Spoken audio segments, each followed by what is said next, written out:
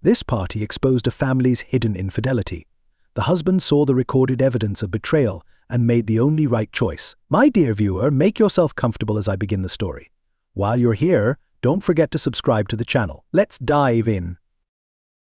Hey, are you okay?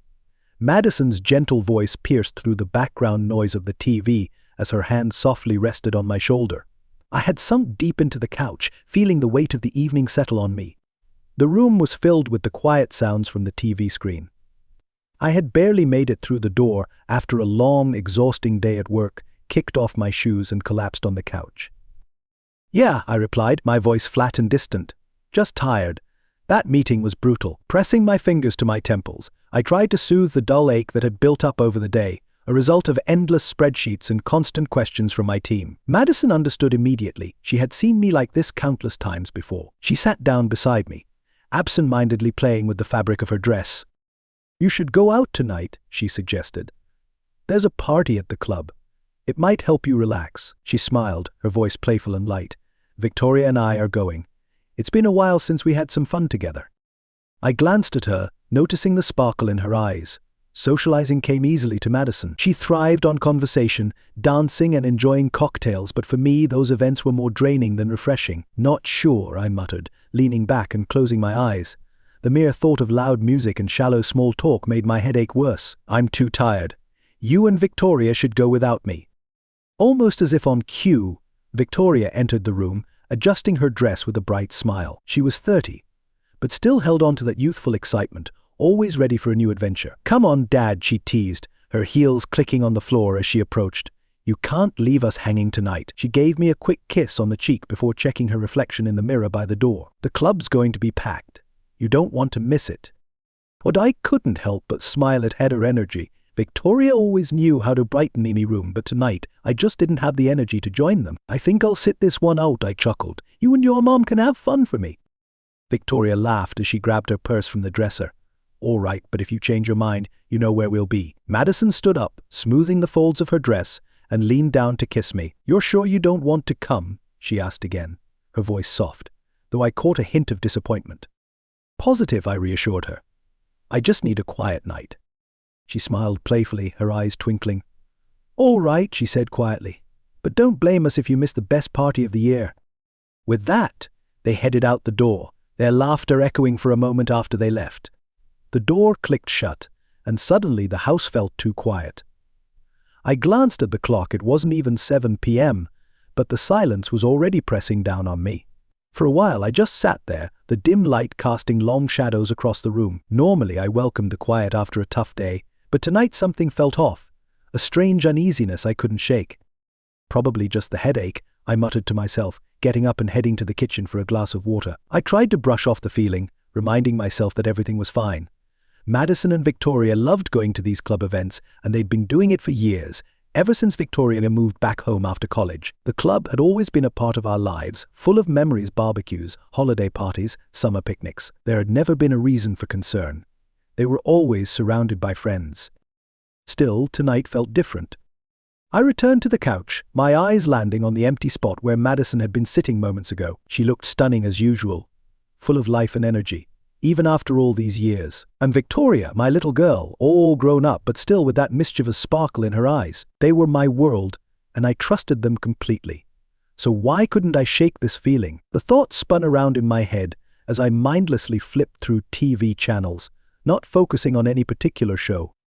Maybe it was just exhaustion weighing on me, or maybe it was the way Madison had pushed me to join them tonight. Something about it felt off, didn't it? I shook my head, trying to dismiss the growing doubt. "You're overthinking it," I told myself. There was no real reason to worry. Madison had always been dependable, especially with Victoria. Sure, she had her spontaneous moments, but deep down she was a good person. And yet, as the house grew quieter and the minutes stretched on, that uneasy feeling lingered. I glanced at the clock again. Only 8 p.m. They had probably just arrived at the club, settled in with drinks, chatting with friends. I closed my eyes, picturing it, Madison laughing, surrounded by her friends, while Victoria, as always, attracted attention with her bright energy. They were just having a good time. That was all. But no matter how much I tried to convince myself, the knot in my stomach wouldn't go away. I stared at the ceiling, watching the fans slowly rotate. I should have gone with them, I mumbled to myself, running a hand through my hair. What's wrong with me tonight? Maybe nothing had happened. Maybe I was just tired and the tension was getting to me. As the hours ticked by, I tried distracting myself with a movie, but every quiet moment brought me back to that nagging feeling.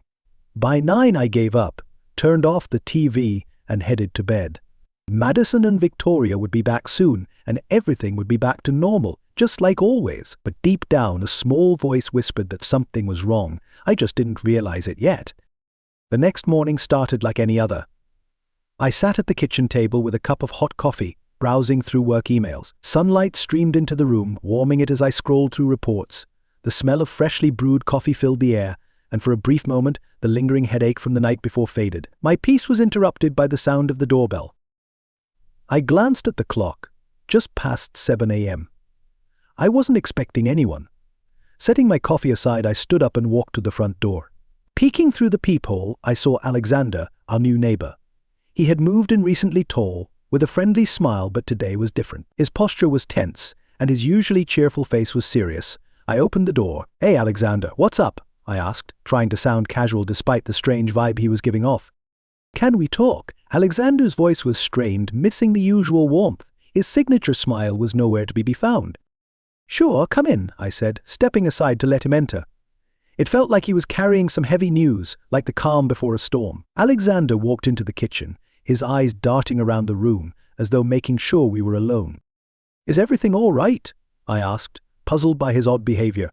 Normally, Alexander was laid back, always ready with a joke or something funny to share, but today he seemed on edge. He glanced at me nervously, fidgeting with his phone. "Listen, man," he began, his voice hesitant. "I really don't want to be the one to tell you this, but I think you need to know." A sinking feeling settled in my stomach as I leaned against the kitchen counter, crossing my arms. "What are you talking about?" "You didn't go to the party, right?" Alexander's voice was quiet, and he avoided eye contact. I nodded slightly.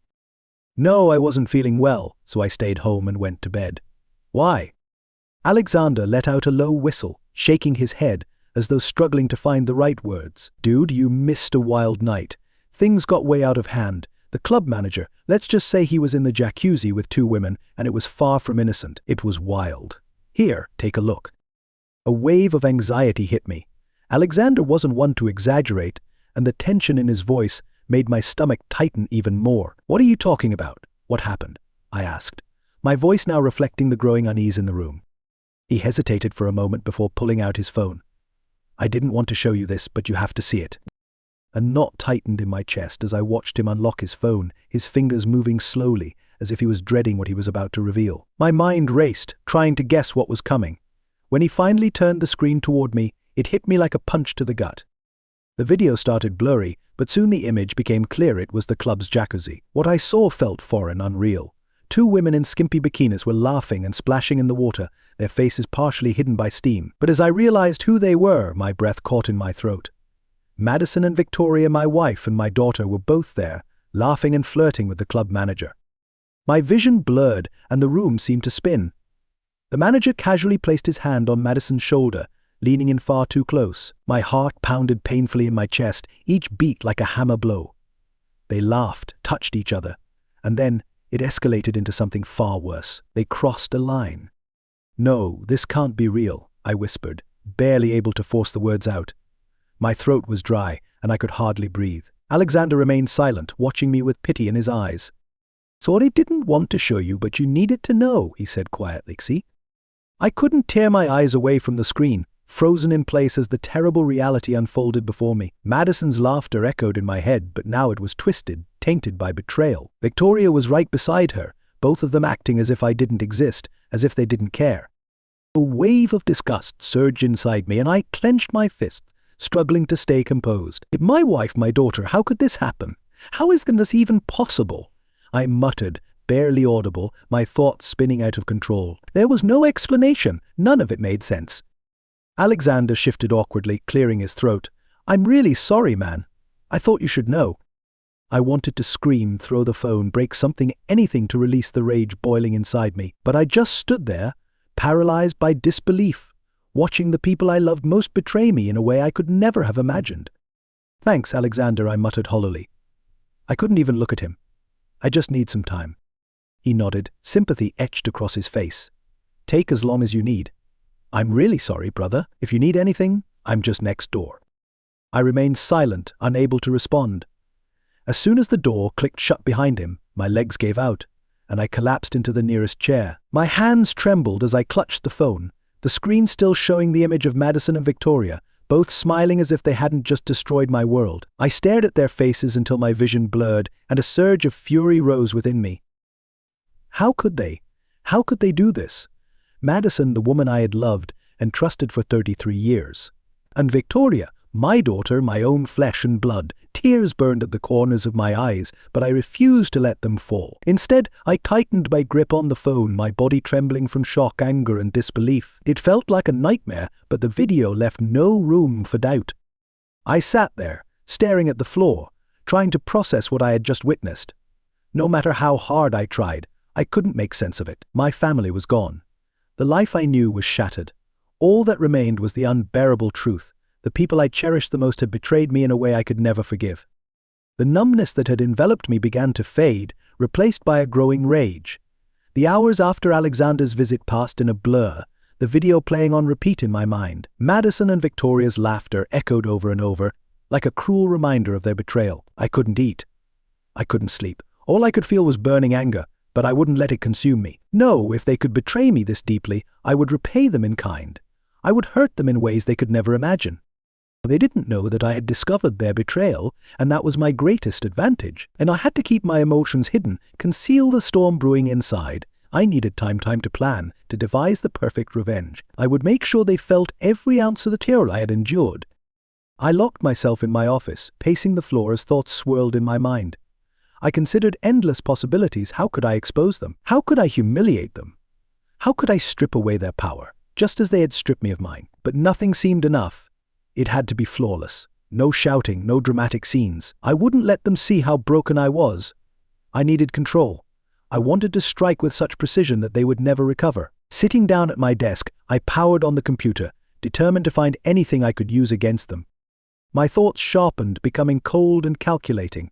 Although the pain was still raw, it was quickly overshadowed by a desire for meticulous revenge. Quietly, I started making calls, reaching out to old contacts who owed me favors. I took notes, digging through financial records, shared assets, and exploring legal loopholes. This wasn't just an emotional reaction. I intended to tear their lives apart piece by piece. As I reviewed the documents, it became painfully clear how intertwined our lives had been. Madison and I had built everything together: our finances, our home, our investments. All of it now felt like a battlefield. What had once been a partnership was now a war zone, and every connection between us was a potential weapon. I knew exactly where to strike first. The plan began forming in my mind, cold and ruthless. I recalled every detail: joint accounts, properties, a name on all the documents. I saw ways to destroy her financially, ensuring she lost everything. I began searching for divorce lawyers, not those who seek fairness, but ones known for their cruelty and aggression. And I made calls, set up meetings. I didn't want an even split. I wanted her left with nothing. Then there was the matter of Victoria. This situation was far more delicate. She was our daughter, and despite everything, the thought of hurting her was unbearable. But her betrayal ran too deep to ignore. He needed to learn a lesson she wouldn't forget. Victoria was still young, just starting to find her way in the adult world. For her, it wasn't money at stake, but her social status. She thrived in the limelight, basking in the approval of her friends, always the center of attention. But what would happen if that world suddenly turned against her? If the people she relied on began to pull away? I carefully reached out to a few of her closest friends, planting seeds of doubt. Small comments slipped into conversations, suggestions that she had crossed lines, hints about how she behaved at parties, whispers that would inevitably spread. I knew it was only a matter of time before the rumors reached the right ears. Her carefully crafted image would begin to fall apart, just as she had done to me. That evening, when Madison and Victoria returned home, I was ready. They came in together, laughing like everything was normal. Madison set her purse down and smiled at me as she always did, then leaned in to kiss my cheek. The tenderness disgusted me, but I forced myself to smile back. "How was your day?" she asked, completely oblivious to the storm brewing beneath the surface. "Busy but fine," I replied, keeping my tone neutral. Victoria was just as carefree. She practically danced into the room, her energy contagious. "Dad, you should have come. The party was amazing," she beamed, glowing with excitement. "You would have loved it." I suppressed my revulsion and managed a weak smile. Maybe next time, I said, knowing full well there would never be a next time. I listened as they kept chatting, Madison recounting a conversation with a neighbor, while Victoria gushed about the night, the drinks, and all the excitement. My hand clenched into a fist under the table, but outwardly I stayed calm. I couldn't let them see what I was thinking. I needed them to see the person they expected, the devoted husband and father, blissfully ignorant of everything happening behind his back. Madison went into the kitchen to start dinner while Victoria kept recounting her stories. And the club manager? Oh, he was hilarious. She laughed, as if that place hadn't just shattered my world. We laughed until we cried. I forced a chuckle, nodding as if interested, but inside I noted every word, every lie, every false moment where they acted as though everything was still fine. Their carefree laughter only fueled my determination. Over dinner, I kept playing the part, asking about their plans, engaging in their conversations, but my mind was already calculating my next moves. The financial preparations were complete. Soon Madison would discover her accounts emptied, her financial security destroyed. At the same time, Victoria's social world would slowly begin to crumble as the rumors spread. At first, they might think it was just bad luck, misunderstandings, but eventually they'd figure it out. They'd realize I was behind it all. As the night went on, my anger simmered beneath the surface, barely controlled. But I kept it hidden. I smiled, laughed at their jokes, and played the role they thought I would always play. But I wasn't that man anymore. As I sat there, their laughter filling the house, I made a silent vow. They wouldn't see it coming. By the time they realized what was happening, it would be too late.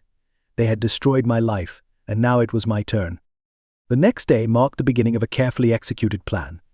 Every action was deliberate, every step meticulously planned. My goal was singular, to make them pay for what they had done. Each decision was calculated, each move precise. I spent hours in my office, reviewing every detail, typing up documents, setting everything in motion. It wasn't just about the club manager and what had happened with my wife and daughter. The courts, the lawyers, anyone with a vested interest would be invited to witness the entire spectacle. One morning, as Madison went through her usual routine, I discreetly contacted a lawyer specializing in high-stakes divorces. My instructions were simple: leave no stone unturned. Show no mercy, make no compromises. We talked for over an hour, and by the end of the conversation, the path forward was crystal clear. The lawyer would draft the divorce papers, ensuring that everything would work in my favor. Our assets, the house, the savings, all of it would be divided in such a way that Madison would be left with scraps. That evening, after the call with the lawyer, I joined Madison at the kitchen table. She was sipping a glass of wine, flipping through a magazine, completely aware of the storm that was to smother her. Only kept the conversation casual, light. When the moment felt right, I leaned in and, with a calm but firm voice, said, Madison, I've been thinking, maybe we should consider family therapy. She looked at me, surprised but not alarmed. Therapy? Why? Is something wrong? She asked, her tone casual, unsuspecting. I shrugged slightly, keeping my cool. I just think it might be good for us to keep our marriage strong. We've been through a lot, and I want to make sure we stay in a good place. Madison smiled, nodding as if she were seriously considering it. You're probably right, she agreed. Everything's fine, but it couldn't hurt, right? I smiled back, masking the bitter truth that our marriage was already over. She sat there, sipping her wine, agreeing to therapy, blissfully unaware that the divorce process was already in motion. The irony of her ignorance was almost laughable. I'll find someone, I said, knowing full well that by the time we were supposed to start therapy, the divorce papers would already be filed, and therapy would be the least of her concerns. She leaned in and kissed me on the cheek, blissfully ignorant of the disaster that was fast approaching. That sounds great, she said, turning her attention back to the magazine, completely unaware of the impending storm. I excused myself and retreated to my office to continue preparing for what was to come. With Victoria, my approach had to be different. Her social standing was her greatest vulnerability, and I knew that targeting it would deliver the most impactful blow. She thrived on the admiration and attention she received from others. So I started by sowing suppled-out small remarks aimed at undermining her confidence. Whenever she talked about her career or future plans, I'd casually say, "Are you sure that's the best idea?" At first she dismissed my comments, too wrapped up in her self-importance to notice the shift. She would laugh off my remarks, roll her eyes, but I could see the seeds had been planted. Over time, those doubts began to grow, and she started second-guessing herself, questioning her decisions. It was a gradual process, but the cracks in her confidence started to appear. She became defensive, constantly justifying her choices. But the more she argued, the less attention I paid. "Dad, it's my life. You don't understand how things work anymore?" she snapped one evening after I questioned her decisions yet again. Her frustration was palpable. I leaned back, keeping my voice calm. "I'm just suggesting, Victoria. Maybe you should reconsider. Charm can only take you so far." She shot me a furious glare, her anger barely contained. Not long after, she began to pull away, spending more time with her friends and avoiding serious discussions with me. Everything was going just as I had planned.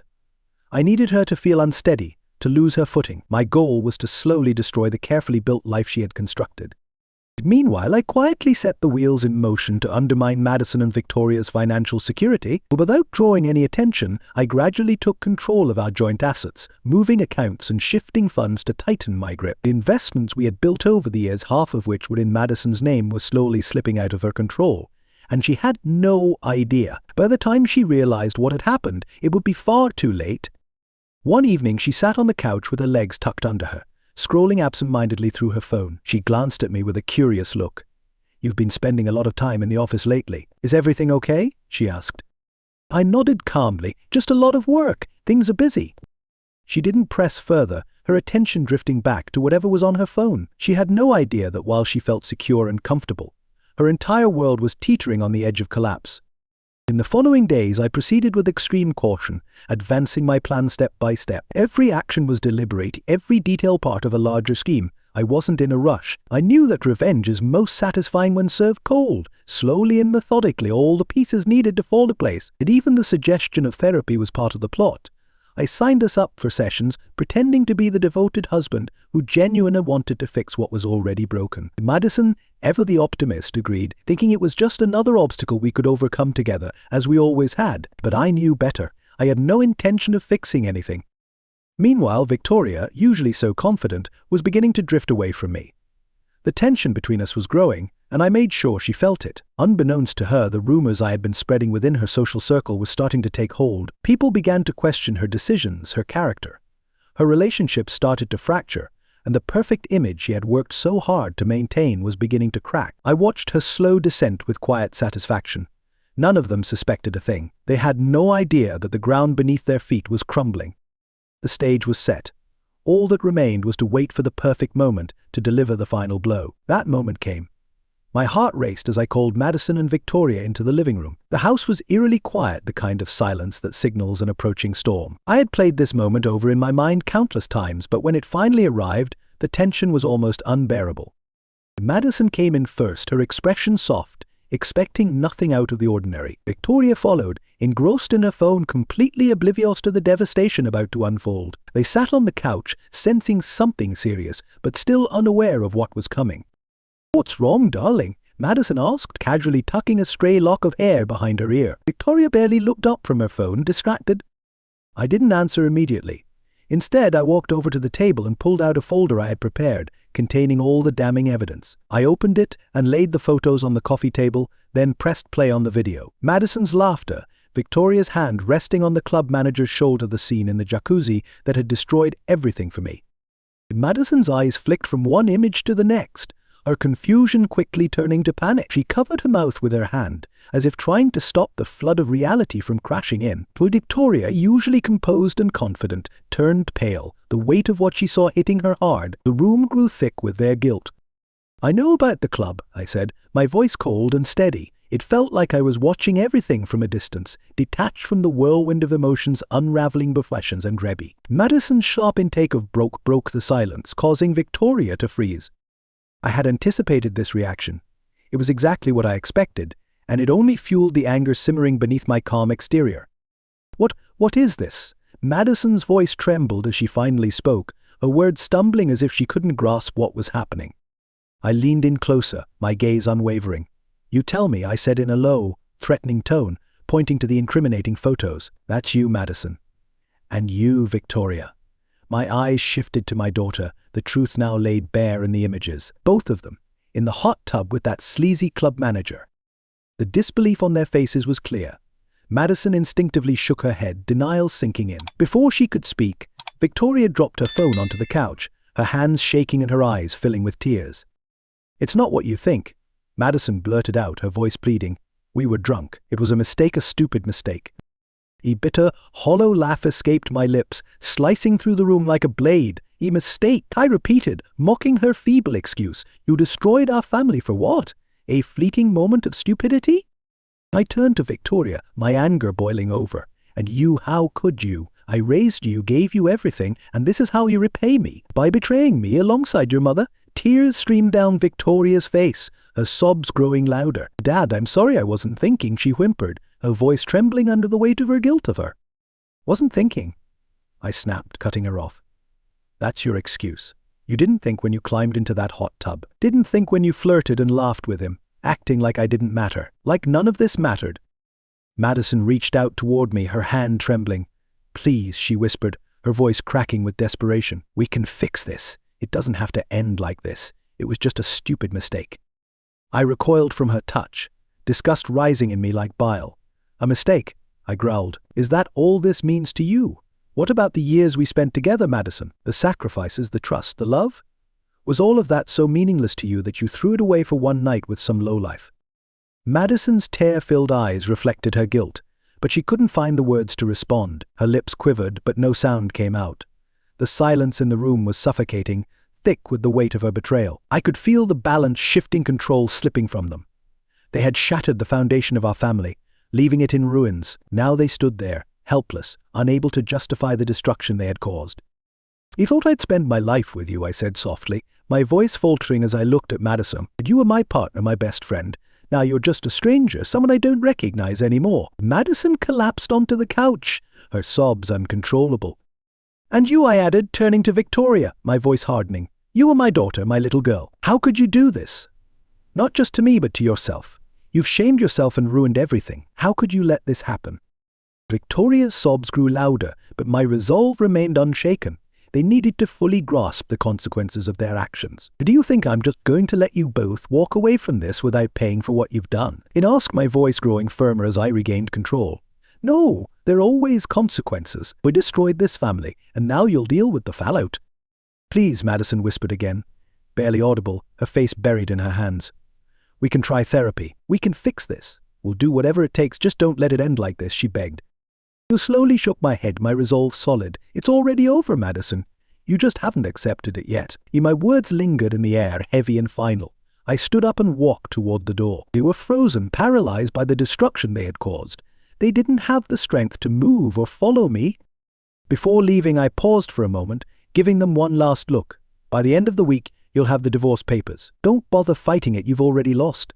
The soft click of the door as it closed behind me felt like a definitive end. For the first time in days, I felt a glimmer of peace. The next day, I filed for divorce, officially ending my marriage to Madison. I made sure every detail was handled swiftly and without emotion, no second thoughts, no chance for reconciliation. That morning, I packed my things, neatly placing Madison and Victoria's belongings into bags and setting them by the front door. They tried to talk to me, they cried, they pleaded, but their voices faded into meaningless background noise. My decision was final. Madison sat on the couch, her face pale and swollen from hours of crying. She had spent the entire night searching for words to salvage whatever remained, but there was nothing left to save. Victoria stood beside her, silent, fully realizing the weight of the situation. Please, just talk to us, Madison begged, her voice hoarse and trembling. We made a terrible mistake, but we don't deserve to lose everything. I didn't flinch.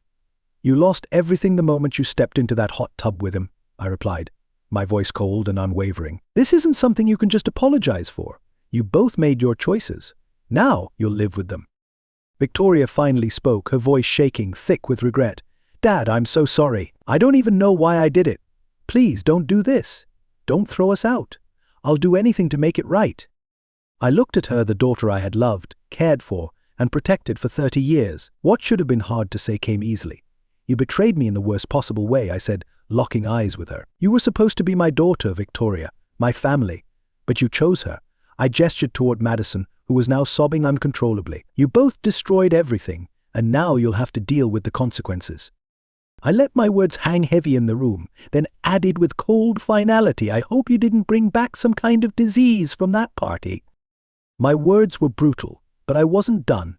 I want both of you out of my house. You have 1 week to find a place to live, but you won't be staying here anymore. Madison's sobs intensified, and Victoria hugged herself, trembling, desperately seeking some kind of comfort, but I felt no pity for them. They had made a mockery of me, destroyed everything I had built for us. Now it was their turn to feel that loss. Please don't do this, Madison sobbed, her voice shaking as she took a step toward me, as if she could somehow undo the damage with a simple plea. We have nowhere to go. I shook my head. That's not my problem anymore. You should have thought about that before you disgraced me. With those words, I turned and walked away, not looking back. Not when Madison's sobs echoed down the hallway, and not when Victoria called out one last time. As the door closed behind me, I felt a strange sense of freedom. It was as though a heavy burden I had carried for years had finally been lifted. The fallout began to unravel the moment I stepped out of the house, gradually revealing the tangled web of deception spun by Madison, Victoria, and the club manager. Their lies were complex, but I was determined to uncover every detail. The first move was discreetly delivering the incriminating video and photos to the right people in town. Michael, the club manager, who had long been viewed as a kind and respected figure, watched his spotless reputation crumble with just one letter. Within days, the town buzzed with rumors and whispers. The club swiftly cut all ties with Michael, desperate to distance itself from the stain of his scandal. His once impeccable image was now in ruins. Invitations to social events disappeared, and friends who once admired him began to drift away. The respect he once commanded vanished like smoke. No one wanted to be linked to a man caught in an affair with both a married woman and her daughter. Michael's efforts to salvage his reputation were futile.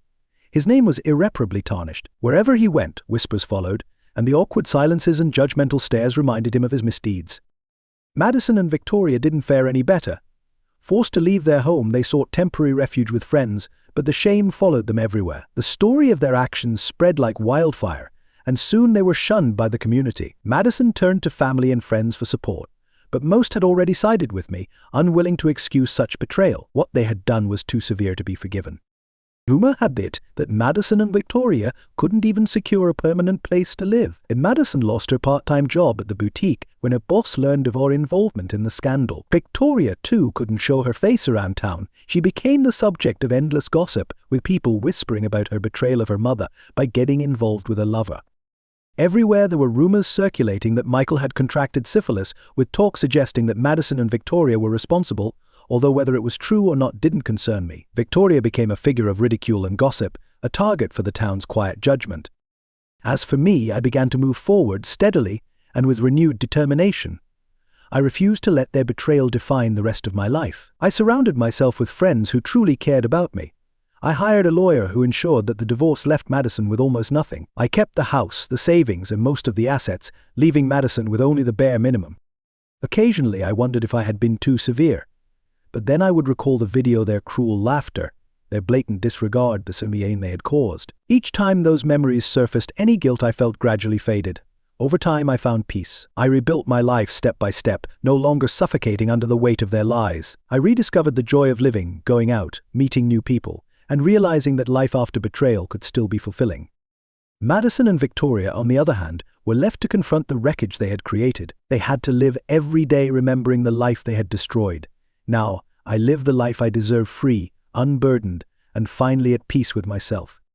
In the end, the rumors about Madison and Victoria having syphilis turned out to be true, confirming that their betrayals had been ongoing long before I found out. It saddens me to realize that I had been surrounded for so many years by such deceitful and immoral women, both my wife and my daughter. And my friend, that's the end of the story. If you enjoyed this tale, give it a royal like and subscribe to the channel. May the force be with you.